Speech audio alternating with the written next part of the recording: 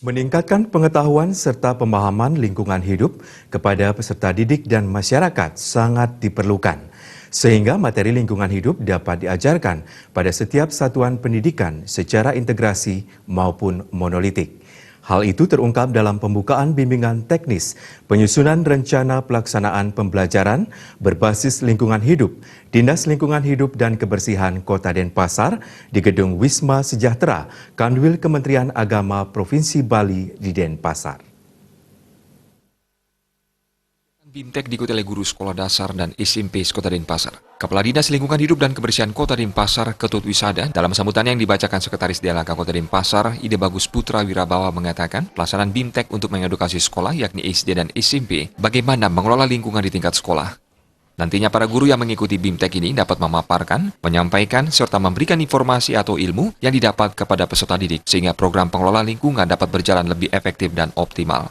Program ini dilaksanakan secara bertahap setiap tahunnya dan akan menyasar seluruh sekolah di Kota Denpasar. Para guru bisa menyampaikan dan memberikan informasi, memberikan ilmunya kepada anak didiknya di sekolah, sehingga program pengelolaan lingkungan bisa berjalan lebih efektif dan lebih optimal.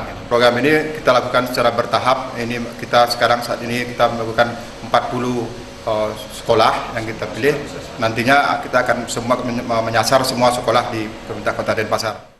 Ketua Panitia Penyelenggara BIMTEK yang sekaligus Kabid Penataan dan Peningkatan Kapasitas Lingkungan Hidup DLHK Kota Denpasar, Ida Ayu Indiko Saladewi menyampaikan latar belakang dilaksanakannya BIMTEK, salah satunya yakni menyusun kuantitas dan kualitas sumber daya alam akibat meningkatnya pertumbuhan dan kebutuhan hidup manusia yang cenderung pemanfaatan sumber daya alam secara berlebihan.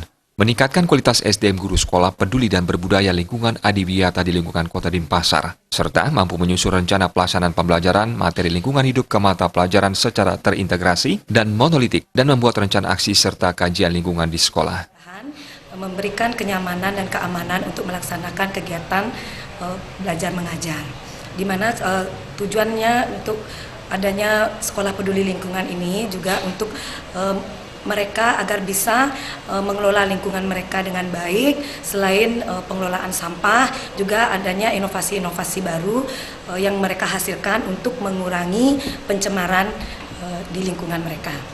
Sekolah Adiwiyata memang ini baru calon sekolah Adiwiyata, jadi dengan adanya calon ini kita akan Dinas Lingkungan Hidup dan Kebersihan bersama dengan Provinsi Bali dan Dinas Pendidikan memotivasi para guru sekolah, kepala sekolah itu untuk mengikuti program sekolah Adiwiyata ini, karena sekolah Adiwiyata adalah salah satu program yang dapat mendukung program-program pemerintah daerah maupun pemerintah pusat, seperti misalnya Kota Layak Anak, Kota Sehat, dan program Adipura.